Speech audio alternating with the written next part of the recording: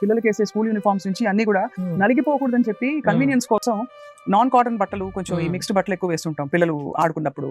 మనం కూడా most dangerous for children. Why I'm calling dangerous అంటే స్పెషలీ పిల్లలు పెరిగేటప్పుడు స్కిన్ బ్రీత్ మనకు కూడా పిల్లలనే కాదు బట్ పిల్లలకి ఇంకా ఎక్కువ బికాజ్ అది పెరిగే వయసు కాబట్టి. పెరిగే వయసులో పిల్లల్ని పాలిస్టర్ బట్టలలో spandex and synthetic and nylon mix బట్టలు అంటే ఇస్త్రీ చేసే అవసరం లేదనేసి వాష్ అండ్ వేర్ అనేసి కంఫర్ట్ అండ్ కన్వీనియన్స్ కోసం వెన్ ఐ సీ అందరు పిల్లలు అవే బట్టలు వేసుకుంటున్నారు ఈ మధ్య.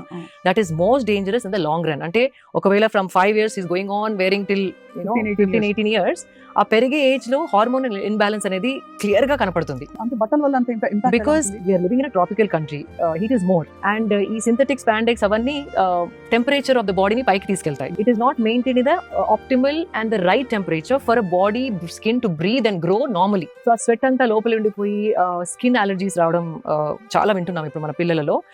సొరాసిస్ అని ఒక డ్రై స్కిన్ ప్యాచెస్ రావడం, హార్మోనల్ ఇంబ్యాలెన్స్ తోని ఈటింగ్ డిజార్డర్, స్లీపింగ్ డిజార్డర్స్ అవి తెలియకుండా కారణం ఏంటో మనకి ఈ చిన్న దాంతో అవుతుందా అనిపిస్తుంది. కానీ if you keep doing it for years and years it is understood is under 8 పిల్లల్ని అస్సలు సింథటిక్ స్పాండెక్స్, పాలిస్టర్, నైలాన్ అలాంటి బట్టలలో అస్సలు ఉంచవద్దు.